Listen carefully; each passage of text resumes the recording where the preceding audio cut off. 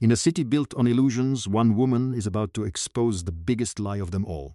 Tonight's story isn't just about betrayal, it is about transformation. Elara Vance was once the queen beside Las Vegas' most powerful hotel tycoon. Elegant, admired, untouchable. But behind the luxury, behind the art galas and million-dollar smiles, her husband was secretly destroying her piece by piece. What he didn't know was that pain was turning her into something far more dangerous. And when she walks into the most exclusive gala in Vegas uninvited, she's not there for revenge alone. She is there to rewrite history in front of the entire elite world. This isn't a love story anymore. It is a public execution of betrayal. Welcome back to the channel. If you know that true power is forged in the fires of betrayal, make sure you like and subscribe. Let's dive in. The lights of the wind tour sparkled across the dark Las Vegas desert, but they couldn't outshine the woman gliding through the doors of the city's most anticipated art gala. Elara Vance moved like a living sculpture, her custom gown a masterpiece of flowing silk. Each step she took was deliberate, a quiet promise of the storm to come. She had spent months curating this single moment. Every detail was arranged with the precision of a master artist. Because tonight, at the lavish Vanguard Art Gala, her husband Julian Croft had no idea she would be there. He thought Elara was still the broken woman he'd left in their penthouse. The naive wife, drowning in her own silent tears. But that woman was gone. The pain had been hammered into a weapon. And tonight, Elara wasn't a victim, she was the curator of her own justice. The scandal she was about to unveil would shatter the elite circles of Las Vegas. Because when a woman reclaims her story, the world holds its breath. And Elara was here to collect on every lie, every betrayal, with an interest rate only self-respect can charge. Chapter 1. The Final Exhibition. The Las Vegas Strip sliced through the Nevada night, a river of neon light and broken promises. From the 57th floor of the Waldorf Astoria, Elara Vance surveyed the city she once called her kingdom. From her penthouse suite, the towers were like scattered jewels as on black velvet. Every flicker a story of fortunes made and lost in the city of second chances. Elara had arrived 5 years ago as Elara Hayes, a brilliant young art curator from London, with a resume that impressed even the most jaded collectors. Her talent for turning sterile hotel lobbies into breathtaking art galleries caught the attention of Julian Croft, the most influential hotelier in the American West. Julian didn't just own hotels. He curated experiences with a luxury empire stretching from Scottsdale to Lake Tahoe. Their love story unfolded between art auctions and 5-star gallery openings. Elara remembered their first encounter at a Christie's auction, where she daringly outbid him for a rare painting. He approached her afterward, his tailored suit fitting him perfectly. His confidence was intoxicating, and when he smiled, Elara felt the entire city fall away. The curator who thinks she can hang a Monet in the middle of the desert? He had asked, his voice low and magnetic. I had to meet the woman with the audacity to mix fine art with high-stakes gambling. Their wedding was the social event of the year. The Croft Elysian, Julian's flagship hotel, closed its doors for the private ceremony, flying in 1,000 guests from across the globe. Elara was a vision walking down the aisle, her gown a cascade of ivory silk.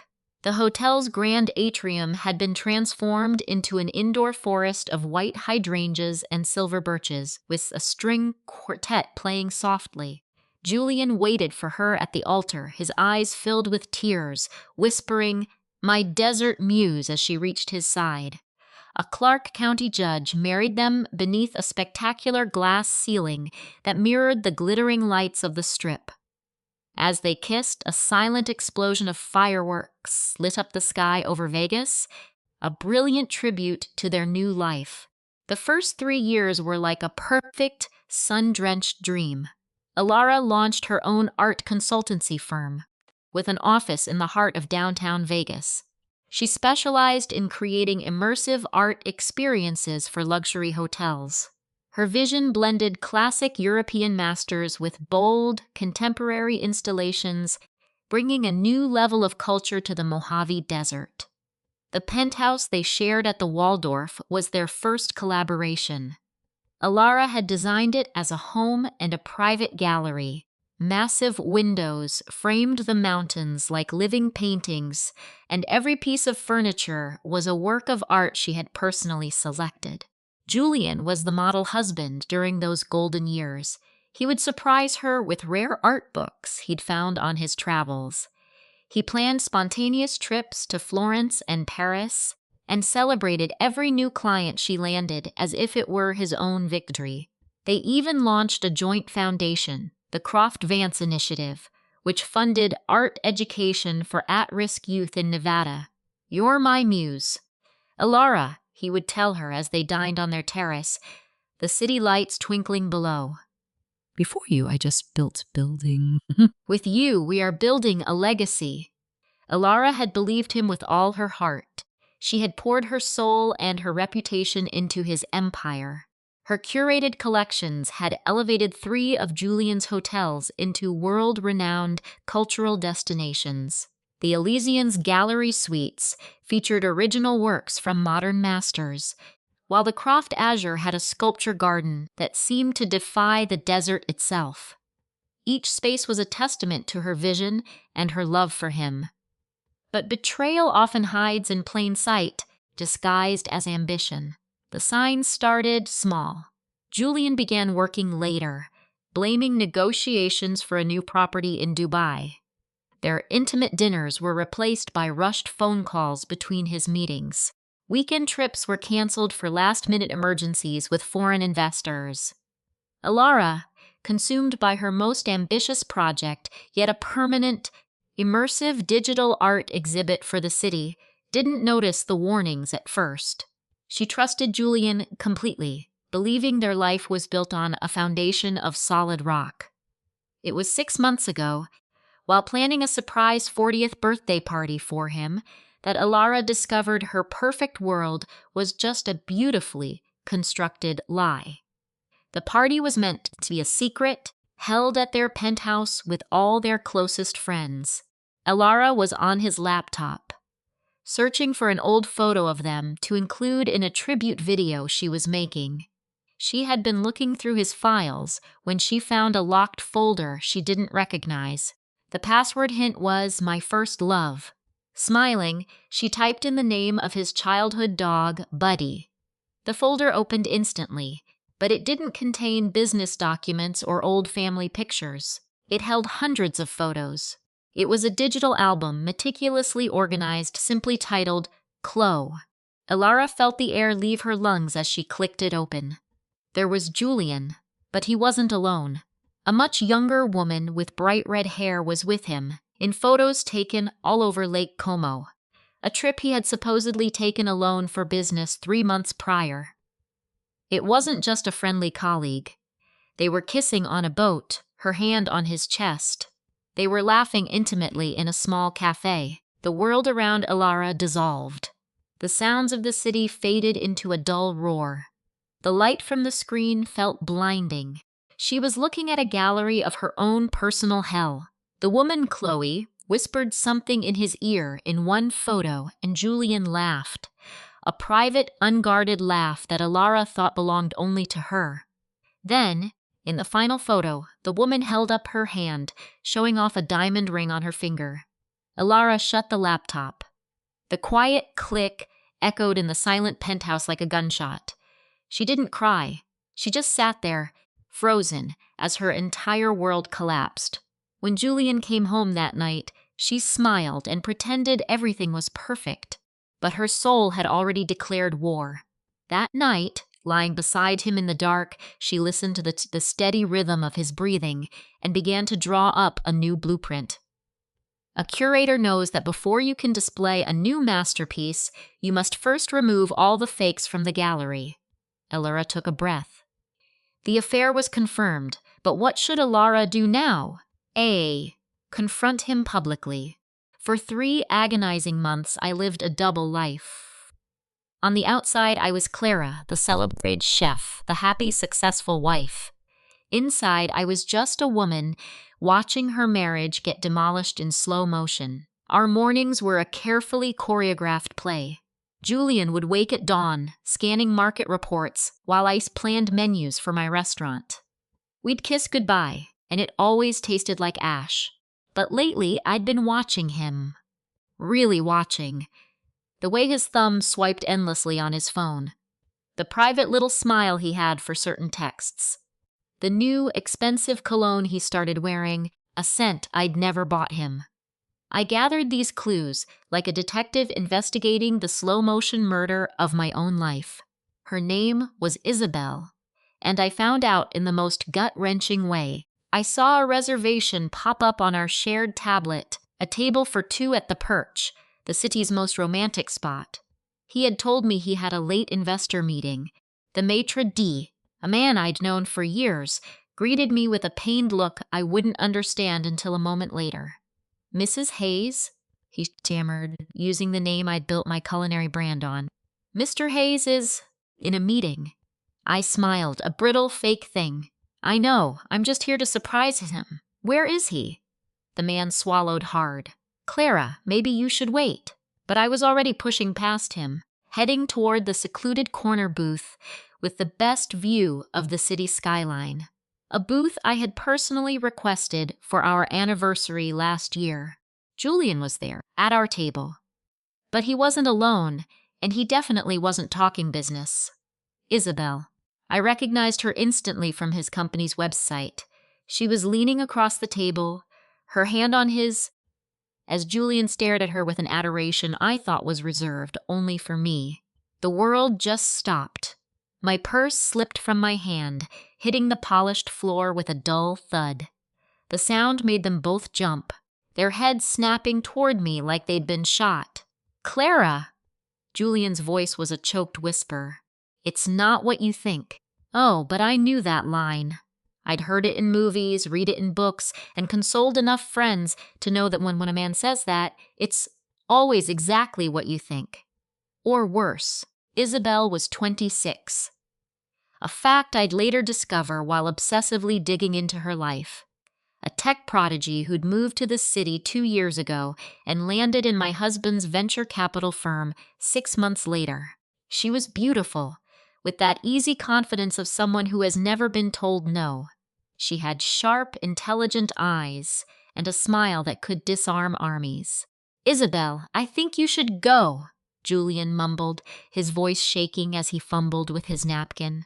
We'll connect later. She gathered her things with a slow, deliberate calm, as if she wasn't the least bit flustered.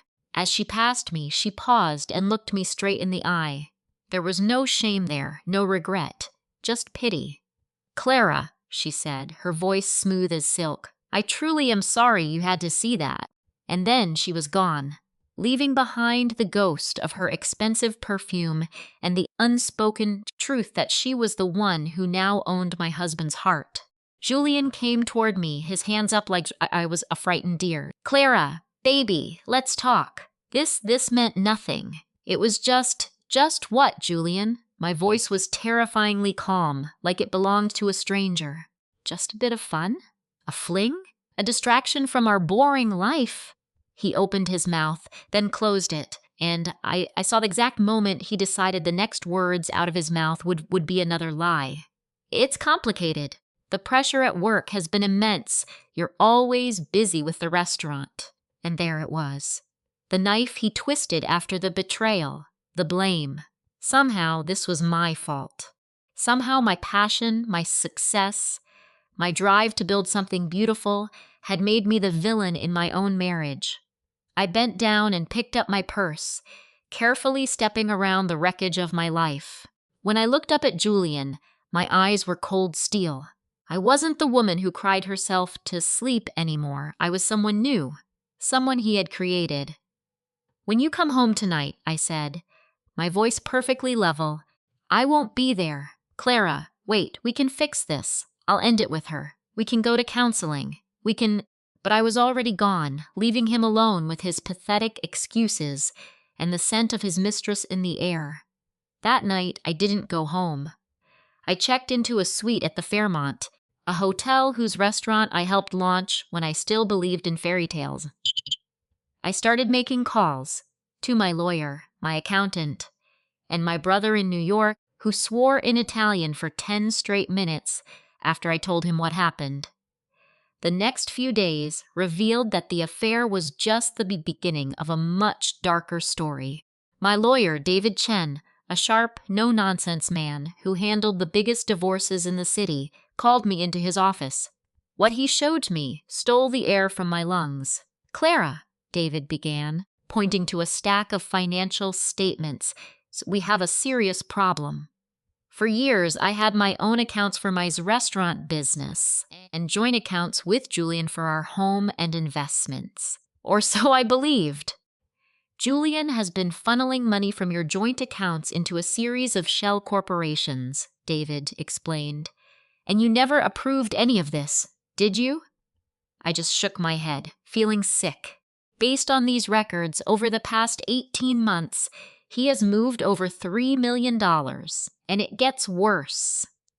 David slid a folder across the desk. Inside were loan agreements I'd never seen, investment papers with my forged signature, and deeds to properties I had no idea we owned.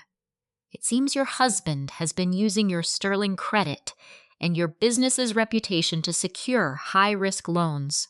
And Clara, a lot of those ventures have failed." The room started tilting. I grabbed the arms of the chair as David laid out the full scale of Julian's financial betrayal. "How much?" I whispered. "How much do I owe? If these documents hold up in court, you are personally on the hook for nearly $8 million in debt you knew nothing about." $8 million. My personal savings barely topped $500,000. My restaurant, my shares in a few other property. Maybe they were worth $2 million if I liquidated everything. Julian hadn't just broken my heart. He had systematically destroyed me financially, and he'd used my name, my reputation, and my signature to do it. "What are my options?" I asked, the words catching in my throat. "We can fight. Allege fraud, forgery, everything in the book." David then took off his glasses and his expression softened. "But Clara, Julian has the most ruthless lawyers in the state. He has connections. He has the money to drag you through court for years." That night, alone in my hotel suite, I poured a glass of wine and looked out at the glittering lights of the city. The city I'd helped build, the city I loved, now felt like it was laughing at me. My phone buzzed. It was Julian, of course. He'd been calling and texting nonstop for 3 days. "This time," I answered. "Chloe, honey, thank God. We need to talk. Please come home." "I don't have a home anymore, Julian," Chloe replied, her voice flat. "You sold it out from under me." A beat of silence. Then Julian's tone shifted, becoming colder, sharper. "Chloe, I know you're upset, but let's not make this messier than it needs to be. We can handle this like adults." "Handle what? The affair? The stolen money? The forged signatures?" "Listen," Julian snapped, his voice now the weapon he used in boardrooms to crush his rivals. "You have 2 choices. We divorce quietly, you take your half, and we both walk away. Or you can fight me. And I promise you, Chloe, you will leave with absolutely nothing." "That's not a threat. It's a guarantee, Chloe. You don't understand how this city works. You don't have my money, my influence, my connections. If you try to fight me, I will bury you. And when I'm done, you will never get another architectural contract in Florida again. Your name will be mud. You won't even be able to design a garden shed." Chloe squeezed her eyes shut. She could hear the faint sound of a yacht party nearby, the upbeat music a sick joke against the wreckage of her life. "And one more thing," Julian added. "Isabel is pregnant." The words hit Chloe like a punch to the gut.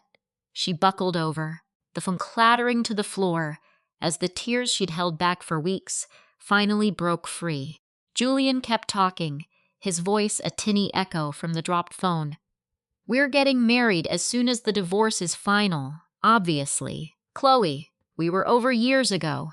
We just didn't have the guts to admit it. Isabel makes me feel alive in a way you haven't for a long time. Chloe snatched the phone up, her hands shaking. Chloe, are you there? Yes, she whispered. Good, let's be adults about this. Chloe wiped her face, stood up straight, and stared out at the glittering Miami skyline. Julian, she said, her voice suddenly clear, go to hell. And she ended the call. If you're ready to see Chloe rise from the ashes, make sure you hit that subscribe button. This is where the comeback begins. Chapter 4. A Spark in the Dark. The next 2 months were the bleakest of Chloe's 34 years. She rented a tiny studio in Little Havana, a place that cost less than their old monthly champagne budget, but it was all she could manage with her accounts frozen in legal limbo. The apartment had a single room, a kitchen the size of a closet, and a view of a noisy intersection. No ocean views, no rooftop infinity pool, no designer furniture, but it had one thing the penthouse lacked. It was hers. Mornings started with cheap coffee and poring over legal papers from her lawyer David Ortega. Afternoons were a blur of phone calls with clients backing out of deals, partners ghosting her, and creditors demanding payments she couldn't make. At night, the city's neon glow and endless sirens crept through the blinds. Chloe hadn't just lost a husband, she'd lost her entire business. Whispers about her financial ruin had ripped through Miami's elite circles, and in a town built on image, a bad rumor was a career killer. The Biscayne Tower project, her dream of redefining sustainable architecture in South Florida, had collapsed after all the investors pulled out. One by one, 5 years of tireless work washed away. But the nights were the hardest. Alone in the dark apartment, the hum of the old air conditioner her only companion, Chloe was ambushed by the memories she dodged all day. The image of finding Julian with Isabel played on a sickening loop in her head, each detail more excruciating than the last. The casual way he'd touched the small of Isabel's back, the way she'd stood on her toes to kiss him. They moved like a long-term couple, not some cheap fling. How long had it been going on? Months? A year? They were probably laughing at her when she brought home 2 blueprints to celebrate a new contract. They had mocked her trust while she planned anniversary trips, and they planned their secret weekends away. The questions were like a poison, eating away at her confidence. Chloe stared at her reflection in the cracked bathroom mirror, wondering what Julian saw in Isabel that he no longer saw in her. Was it her age? Chloe was 34. Isabel was 26. Was it that Chloe was a challenge, a partner with her own scars and ambitions? Isabel was fresh, easy, slate. Or maybe, the most soul-crushing thought of all, maybe Julian was right. Maybe Chloe had been so obsessed with building her empire that she'd forgotten how to be the wife he wanted. Maybe this was all her fault. These were the 3 a.m. thoughts that break a person, the toxic whispers that convince you you're to blame for your own betrayal. Chloe had started drinking not wildly, but methodically, using alcohol like a sedative. A single glass of Chardonnay with dinner became 2, then half a bottle. Soon it was the whole bottle, just to get through the legal documents that felt like they were written in another language. She stopped wearing makeup, let her hair go, and abandoned the power suits she'd spent years collecting. She lived in yoga pants and old t-shirts, looking more like a burnt-out grad student than the award-winning architect she was. Her sister Maria called every night from San Juan, her voice a mix of fury at Julian and deep worry for Chloe. "Just come home," Maria begged. "You can rebuild your life here. Dad has connections in San Cien's art scene. You can start fresh." But going back to Puerto Rico felt like surrender. Chloe had arrived in Miami with a fire in her belly and a portfolio of daring designs. To go home now meant explaining to her whole family, to her old professors, why the star pupil who conquered Miami was coming back broken and empty-handed. Chloe paused, If you've ever had your entire world fall apart, drop a comment below. We're all in this together. The wake-up call came when she least expected it. A random encounter at a Whole Foods in Coconut Grove on a Tuesday afternoon. Chloe was in the wine aisle, trying to decide between an $8 bottle of Merlot and a $10 one when she heard a laugh that made her blood run cold. She froze, her hand hovering over a bottle. She'd know that sound anywhere. Julian's laugh. Peeking around a display of organic snacks, she saw them. Julian and Isabel were pushing a cart piled high with the expensive groceries they used to buy together. Isabel wore a chic maternity dress that showed off her 5-month bump, and Julian's hand rested on her back, guiding her through the aisle like the perfect, doting husband-to-be. Chloe ducked behind the display, hating herself for hiding, but physically unable to move. From her hiding spot, she caught snippets of their conversation. "How about we grill that tuna tonight?" Isabel was saying in her soft, lilting accent, "with that bottle of Sancerre we picked up." "Perfect," Julian replied, his voice laced with a warmth Chloe hadn't heard in years. "And should we ask Leo and Nina to come over? We haven't seen them in ages." Leo and Nina, Chloe and Julian's best friends. The couple who had stood with them at their wedding, who'd spent countless nights at their penthouse. People Chloe had considered family. Apparently, they were now having dinner with Julian and his new family, as if Chloe had simply vanished. "Oh, I love that," Isabel chirped. "Nina was just telling me how excited she is to be the godmother." Godmother. The word slammed into Chloe's chest, knocking the wind out of her. Nina, her maid of honor, who had sobbed with happiness on her wedding day, was going to be godmother to the child Julian had with his mistress. "Me too," Julian murmured. "It's funny how life works out. I never thought I could be this happy again. Again." As if his marriage to Chloe had been a prison he'd finally escaped. "Poor Chloe," Isabel said, her voice dripping with fake pity. "I heard she's in some tiny place in Little Havana now." "Let's not talk about her," Julian said dismissively. "Bleh. She's the past. You and this baby are my future."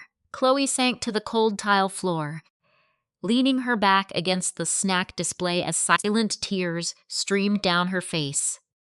She thought she'd hit bottom when she found out about the affair. She thought the financial ruin and legal threats were the worst of it, but this was a new kind of pain. This was the realization that she hadn't just been left. She'd been completely replaced, erased, as if their 5 years together were nothing more than a footnote in the story of Julian's real life. She stayed crouched there until she heard them leave, their happy chatter fading as they headed for the checkout line. She finally found the strength to get up, dry her eyes, and walk out of the store, empty-handed. Later that night, in her tiny apartment with a cheap bottle of red wine and a sad frozen pizza, Rita knew what she had to do. She dialed her sister. "Carmen," she said, her voice shaking. "Rita, sweetheart, what's wrong? I saw him today." "With her." A heavy silence hung between them. Carmen didn't need to ask who. "So how are you feeling?" Rita thought about it. Devastated, yes. Humiliated, absolutely. Betrayed, of course. But under all that pain, something else was stirring. "Angry," she finally whispered. "I am so angry." "Good," Carmen snapped back, her voice full of fire. "It's about damn time. Carmen, I need you here, in Vegas." "When?" "Now. Tomorrow. As soon as you can get here. What for?" Rita walked to her window, staring out at the glittering lights of the Strip. This city was her home, a place she almost left in shame. "We're going to burn his whole world down," Rita said, a cold calm settling over her.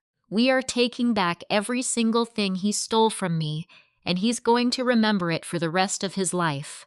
Carmen let out a sharp laugh, and in it, Rita heard the strength of all the Reyes women who came before them. Their grandmother raised 6 kids alone after her husband walked out. Their mother built a business from nothing when their dad lost his job. The Reyes women didn't just survive, They got even. Now you sound like one of us, Carmen said. What do you need? A slow, dangerous smile spread across Rita's face for the first time in ages. Bring cash, bring your address book, and be ready for a fight. Carmen arrived 3 days later, the architect of this coming vengeance.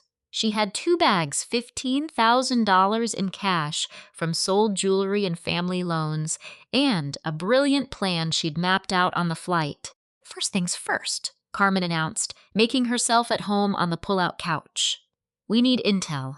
Everything. On Kane, on Sophia, his companies. The real numbers versus his fake ones. And how do we get that? Carmen's grin was sharp, mirroring Rita's own new resolve. I know a guy here in Vegas.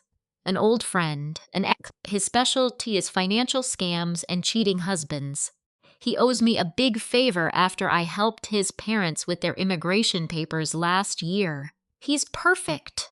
Less than a week later, a 200-page file landed on their table.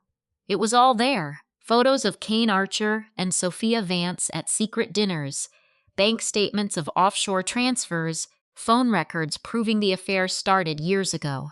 And the smoking gun, undeniable proof Kane had been forging Rita's signature on documents for over 2 years. Rita, Carmen said, looking over the mountain of evidence. This is enough to put him behind bars for a long time. I don't want him in prison, Rita said, a glint in her eye Carmen hadn't seen in years. I want something better. I want poetic justice.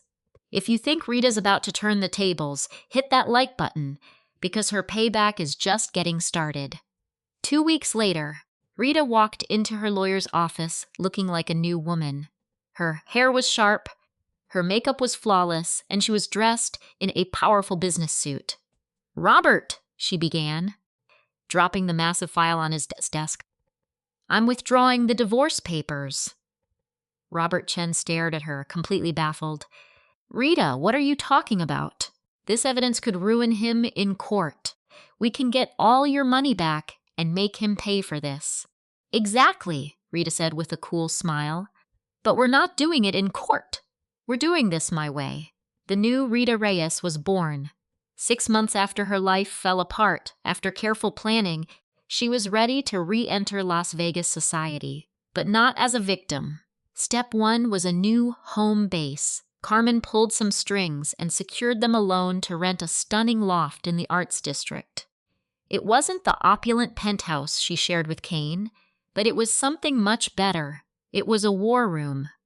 The perfect stage for her comeback, where the victim would become the victor.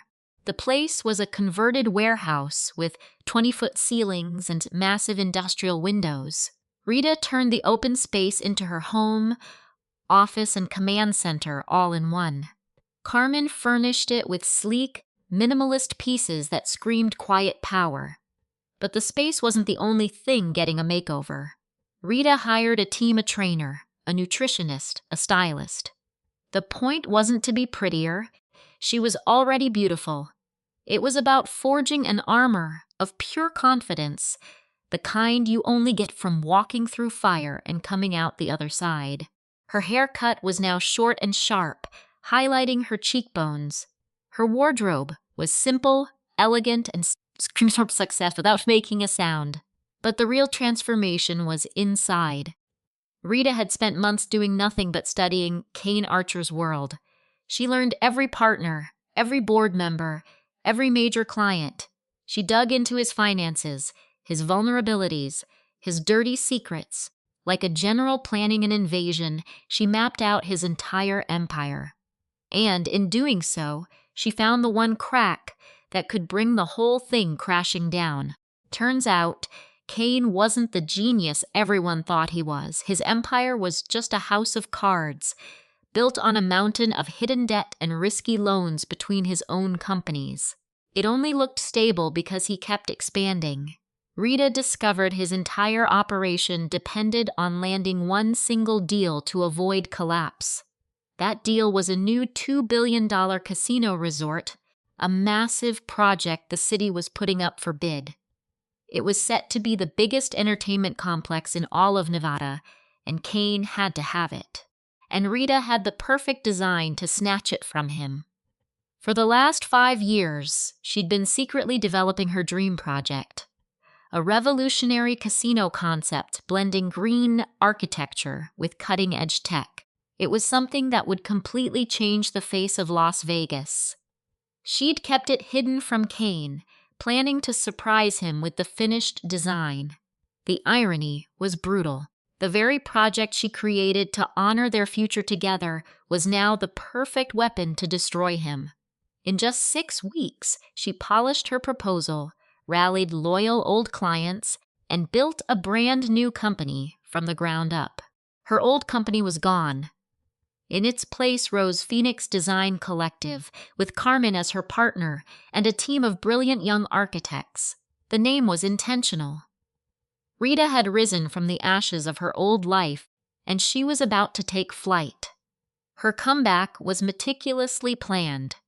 It would happen at a monthly mixer for the Development Council, held at the Cosmopolitan, the exact same hotel where her world fell apart 6 months ago. It was the perfect place, filled with all the major players in Nevada real estate, to announce her return. She walked in at 7:30 sharp, late enough to be noticed, but not so late it looked planned. She wore a stunning dress of her own design that seemed to flow like liquid silver under the chandeliers. The impact was instant. The buzz in the ballroom slowly died down as she moved through the crowd, greeting people as if she'd never been away. Everyone who knew her as Kane Archer's wife could see it instantly. This wasn't some broken, divorced woman. This was a woman who had discovered a power far greater than any marriage. She had found herself. "Rita Reyes," said David Chen, the director of urban development, looking surprised as she joined his circle. "I'm surprised to see you. I'd heard you'd left town." "Leave Vegas?" Rita's smile was pure, uncut confidence. "David, this is my town. I wouldn't dream of leaving, not when things are finally about to get interesting." She never mentioned Julian's name, but his absence filled the gallery like a bad scent. At 8:45, just as Clara had planned, Julian arrived with Isabel. Of course, now 7 months pregnant, she clung to his arm like it was a prize she'd just won. Clara watched them enter from across the room. For a brief moment, she felt that familiar ghostly ache in her chest. Then, she took a slow breath, stood a little taller, and felt cold purpose settle in her veins. It was time. Julian spotted her about 10 minutes later.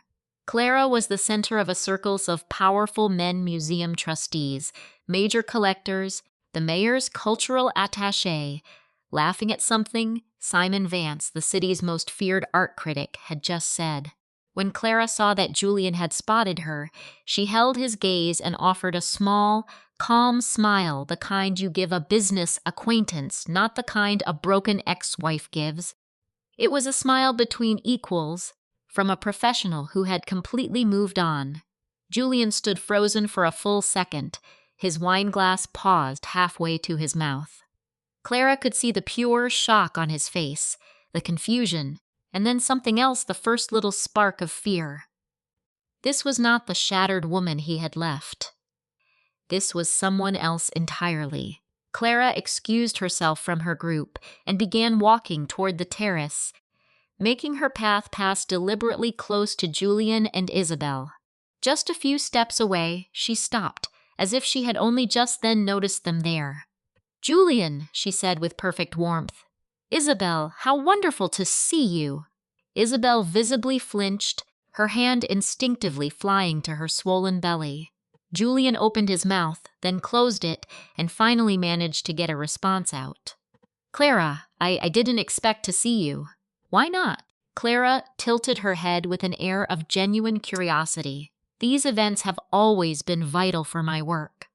"Speaking of which, Isabel, congratulations on the baby. You look absolutely radiant." It was a brilliant move. By congratulating Isabel with such grace, Clara took away any chance for drama and positioned herself as the confident woman who was over it. Isabel could only manage a quiet, awkward thank you. "Well," Clara continued, I don't want to hold you up. Julian, I hope you're well. I hope you're both very happy. And she walked away, leaving the faint scent of her new perfume and the distinct feeling that the balance of had just shifted, though no one could say exactly how. Clara didn't interact with them for the rest of the night, but she could feel Julian's eyes following her around the gallery. She had unsettled him. She had confused him, and that was precisely what she wanted. Chapter 6. The Masterpiece. 2 weeks later, Clara put the next stage of her plan into action. The bid for the Alistair Finch retrospective was due in 6 weeks. Clara knew Julian had been pouring his gallery's resources into his proposal for months. She also knew, thanks to a private investigator, that winning this exhibition was the only thing keeping his entire business from collapsing.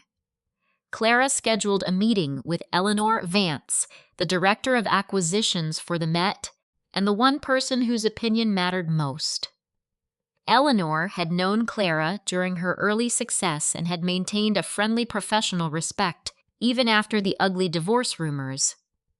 Eleanor, Clara said, taking a seat in her office overlooking Central Park. I have a proposal that's going to change how you think about modern art. For the next hour, Clara laid out her vision for the new Finch exhibition. It wasn't just paintings on a wall. It was an entire ecosystem, blending world-class art with cutting-edge environmental design. Living walls that would clean the museum's air, interactive displays powered by solar, and immersive digital experiences that would eliminate the waste of traditional set construction. It's bold, Eleanor admitted after she'd seen the whole presentation. Incredibly bold. Do you have the resources to actually pull something like this off? I have something better than resources, Eleanor. I have passion, and I have a team that shares it. This isn't just a commercial project for me. It's my love letter to New York City that gave me everything and taught me that sometimes you have to lose it all to find what really matters. Eleanor leaned forward, completely captivated. Clara, this could revolutionize the museum industry, but it's also going to cost an absolute fortune to build. I've been working on this for 5 years, Clara replied. I have partners in London, contacts in the city's tech scene, and access to materials that no other curator in New York is using. I can do this, Eleanor, and I can do it in a way that makes this museum famous for something more than just history. When Clara left the Met that afternoon, she had something she'd been chasing for months. Real hope. Not the desperate hope of a woman trying to rebuild, but the fierce hope of someone who had finally found her purpose. But the real test arrived a week later. Clara was in her loft finalizing the details of her proposal when her phone rang. The name on the screen made her smile. Julian. She had been expecting this call. Hello, Julian. She answered with the same professional coolness she'd used at the party. Clara, we need to talk. About what? A long silence filled the line. Clara could hear the tension in his breathing. You know what? I heard you're putting together a proposal for the Finch exhibition. And Clara, Julian's voice got softer, more manipulative, the tone he'd used for years to get his way. Darling, I know you're hurt. I know I made mistakes, but this is just too much. This project, I've been working on it for 2 years. It's critical for my gallery.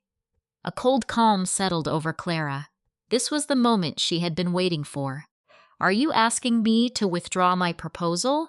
She asked with polite curiosity. I'm asking you to be reasonable. I can make this worth your while. I can offer you contracts. I'll recommend you for other things.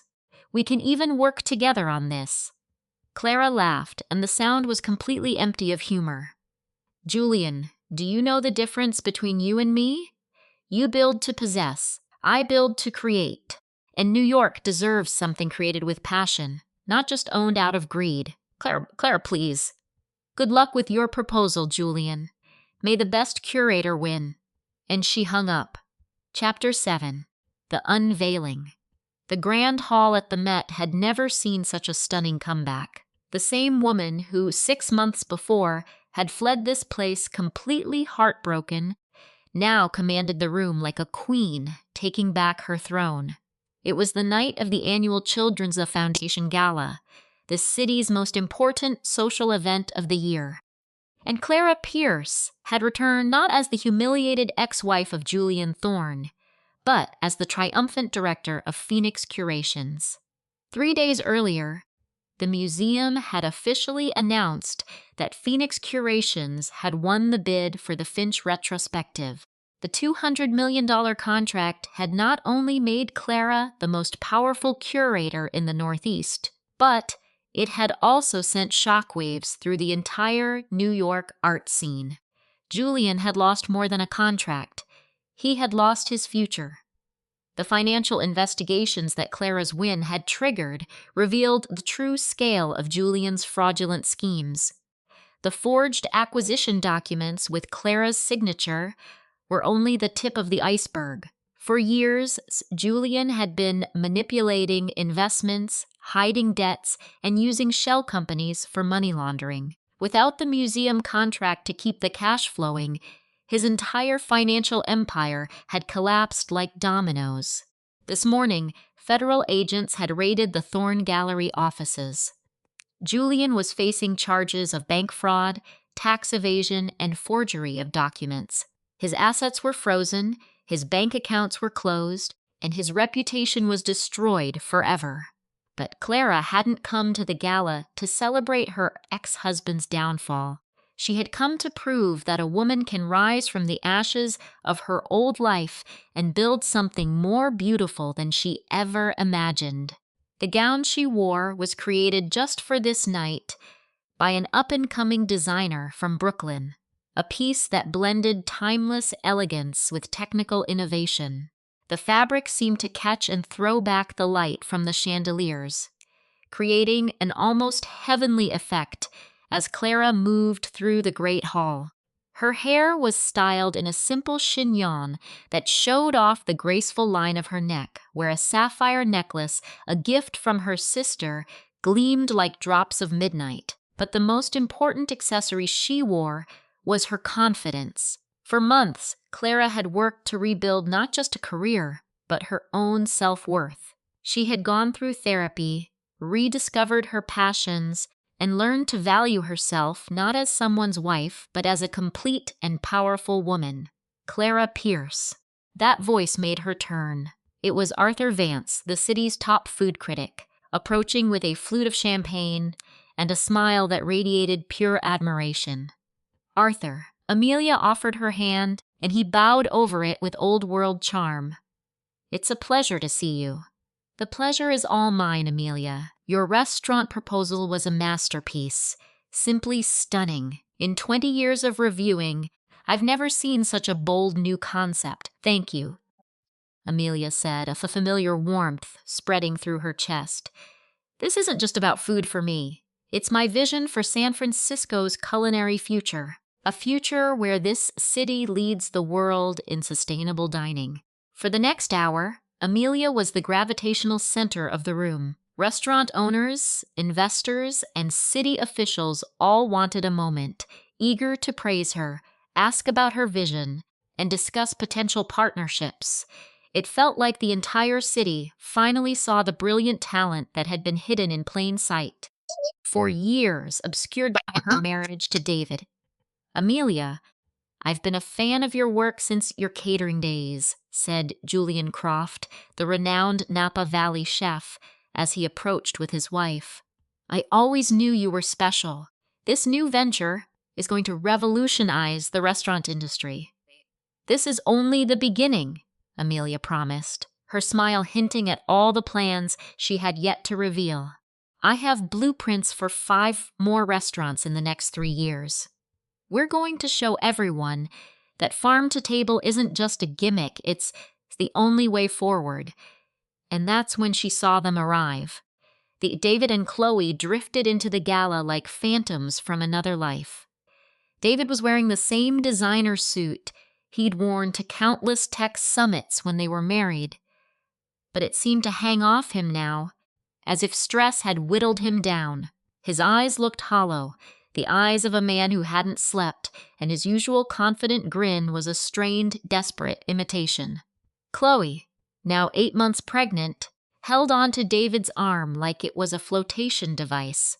Her couture maternity dress was beautiful, but it couldn't conceal the deep anxiety etched on her face.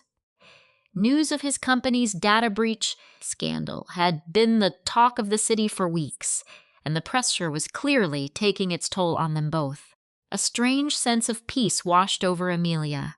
For months, she had played this exact moment out in her mind. She'd imagined a dozen different outcomes, but standing here now, she didn't feel the sharp sting of revenge she'd anticipated. There was no joy in seeing David so broken, no satisfaction in the fear she saw in Chloe's eyes. Instead, she felt something far more potent total indifference. David had spotted her. Across the buzzing hall, their eyes locked, and she could read a whole novel in his expression. Pride, regret, fear, and a flicker of what looked like old love. He started moving towards her. Amelia excused herself from her conversation and walked toward the center of the hall, where a string quartet played something modern and elegant. She wasn't running away from David, but she wasn't walking to him either. She just moved through her own space, radiating a calm, unshakable confidence. Amelia. David's voice was rough, as if he'd been yelling or hadn't used it in days. Amelia turned to face him, wearing the politely detached expression she had practiced in the mirror for months. "David," she said simply. He stood there, fumbling for what to say. The quartet played on around them. The music filled the air with beautiful notes, and the city lights from the panoramic windows created a magical backdrop that clashed with the raw tension between them. "You look, David," stopped, swallowed, and tried again. "You look amazing, different, more like yourself than ever before." Amelia tilted her head slightly, examining him with the detached curiosity of a biologist studying a trapped insect. "And who am I, exactly?" "Powerful," David admitted, his voice barely a whisper above the music. "Free, like the woman I fell for 6 years ago, but stronger." A tiny smile touched Amelia's lips, but there was no warmth in it. It was the smile of acknowledgement, the quiet satisfaction of someone who is finally being seen for who they truly are. "It's funny," Amelia said, her voice gentle but sharp. "It took you cheating on me, stealing my ideas, and publicly humiliating me for me to finally find out who I am when I'm not trying to be the perfect tech wife." David squeezed his eyes shut as if her words were actual physical blow. "Amelia, nothing can excuse what I did. I was a coward. I was a fool. I destroyed the single best thing in my life, yes." Amelia agreed, with a terrifying sort of calm. "You did." The silence between them was a vacuum, while guests mingled and laughed, completely unaware of the private drama unfolding in their midst. "Is there any way?" David started, but Amelia held up a hand, cutting him off. "No," she said, her voice absolute. "There isn't. You don't even know what I was going to ask." Amelia smiled, and this time it was real, full of a pity that was far more cutting than any insult. "You were going to ask if there was any chance for forgiveness, any path to reconciliation, any way we could possibly fix what you shattered." David just nodded, his face a mask of misery. "And the answer is no," Amelia went on. "Not because I despise you, David, and not because I want you to hurt. It's because the woman you betrayed is gone. She died on our home computer the night I found your emails to Chloe. And the woman I am today deserves so much more than the broken leftovers of a man who only learns to value something once it's completely gone." Just then, as if on cue, Julian Croft appeared at her side. "Amelia," Julian said, pointedly ignoring David, "would you do me the honor of this dance? My wife says I need to brush up before our daughter gets married next spring." Amelia gave Julian a genuinely warm smile. "I would be delighted." She took Julian's offered hand and let him lead her away from David without a single backward glance, melting into the crowd as they began to sway to the sound of "Someone to Watch Over Me." It was almost too perfect.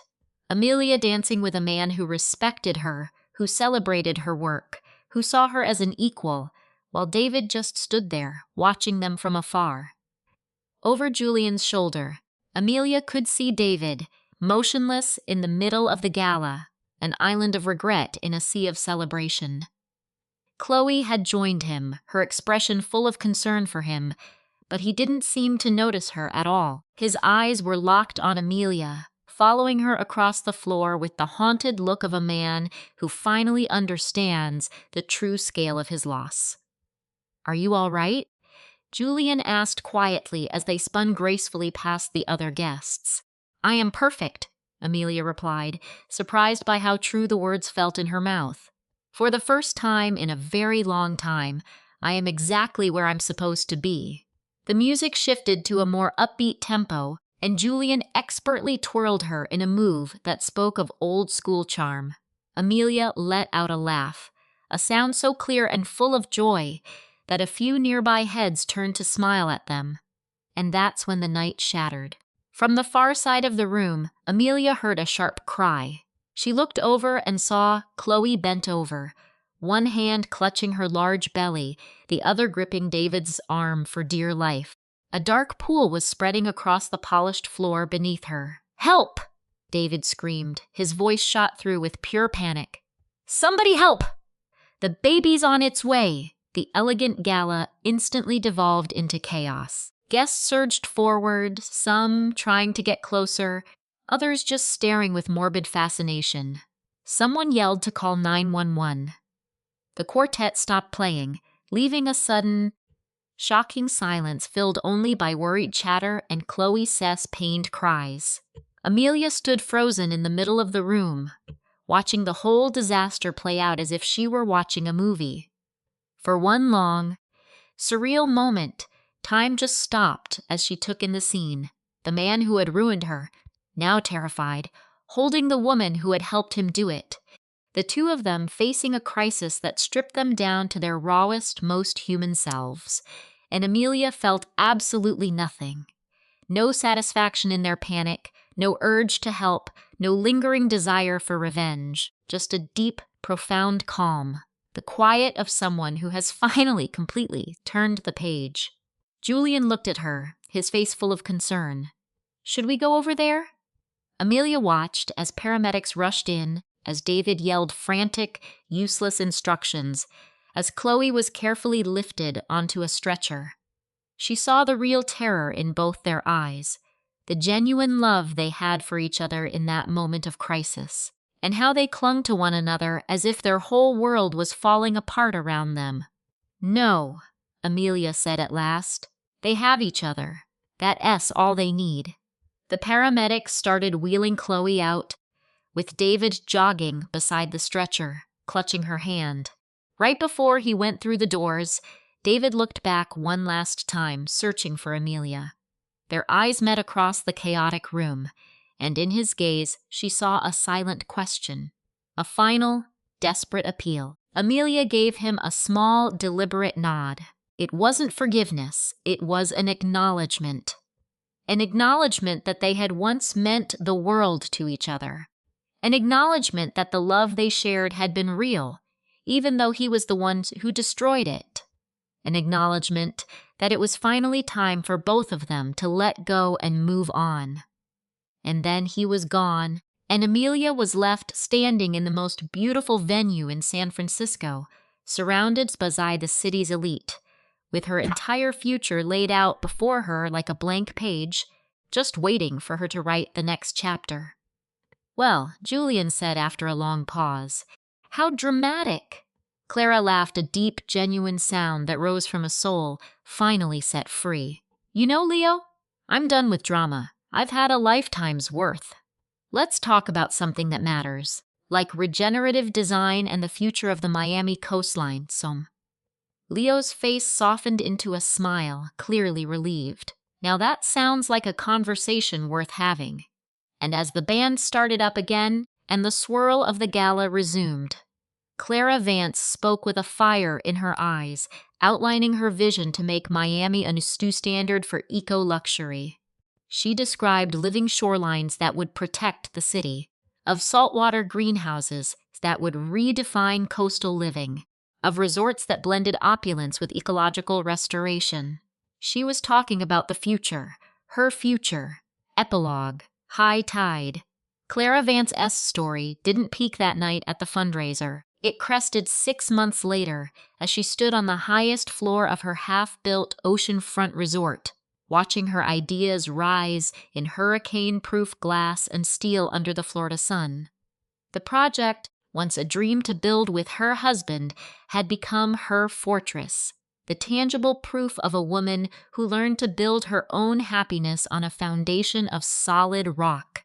Women who have endured that kind of betrayal know this to be true. You don't heal from an affair by crawling back to the man who broke you. You heal by realizing you are more brilliant, more capable, more worthy than you ever let yourself believe when you were shrinking to fit into his world, a world that never deserved you. Clara never spoke to Julian again. She heard whispers. Of course, Miami is a small town for the rich. He'd been indicted for embezzlement. That Isabel had fled back to France with their child. He lost it all. The company, the penthouse, the respect. And Clara felt only a quiet gratitude for him, like she did for all the chapters of her life that were now closed. Gratitude, because his lies had released her from a life too small for her spirit. Gratitude, because his deceit taught her she could withstand any storm. And gratitude, because by shattering her heart, he made her discover that her real strength was never tied to his love. For any woman listening, your story doesn't end because he walks away. It begins the moment you decide to write an ending that is all your own. Subscribe to our channel for more stories about women who built empires from their ashes, who turned heartache into architecture, and who proved that sometimes losing it all is the only way to finally win the life you were meant to have. In Miami, a city that knows how to rebuild after the storm, Clara Vance proved the safest investment a woman can ever make is in herself.